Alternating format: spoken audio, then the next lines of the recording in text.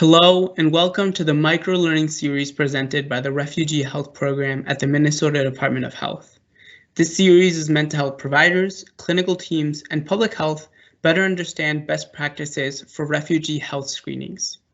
This video focuses on lead screening guidance during refugee health assessments. Potential sources of lead exposure and access to lead screening are different for new arrivals, and our screening protocols need to account for that. Labs should include blood lead level screening for everyone under 17 and anyone who is pregnant or breastfeeding. If you are aware of lead exposure, you may want to test others in the family as well. This is different from many standing orders that focus on early childhood screening. It is important to check that your clinic protocols include the screening and the follow-up for those being screened. Blood lead screening should occur during the initial refugee health assessment. After the visit, some additional screening may be needed. For example, if they have an elevated blood lead level or if they are 5 years or younger, regardless of the initial lead level. It's important to make a plan for how that follow-up will happen.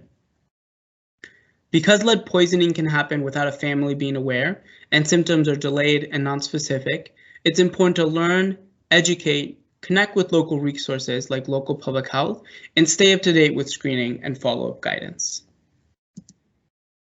This updated guidance has added lead screening for those who are pregnant or breastfeeding, following the literature that indicates it as a need. It is worth noting that CDC has recently updated their elevated blood lead level threshold from 5 micrograms per deciliter to 3.5 micrograms per deciliter. However, the Minnesota State Health Department continues to use 5 micrograms per deciliter as a threshold for an elevated blood lead level. The Minnesota Department of Health's Refugee Health Program and the Minnesota Childhood Lead Poisoning Prevention Program partnered to look at follow-up for recent arrivals with elevated blood lead levels.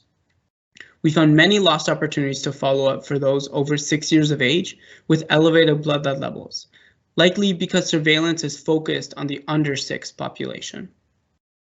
It is very important to evaluate the systems of follow-up at the clinic level and engage with local public health if possible to ensure proper follow-up for all recent arrivals. Aside from the difference in elevated threshold, the screening recommendations in Minnesota follow the CDC lead screening guidance for refugees.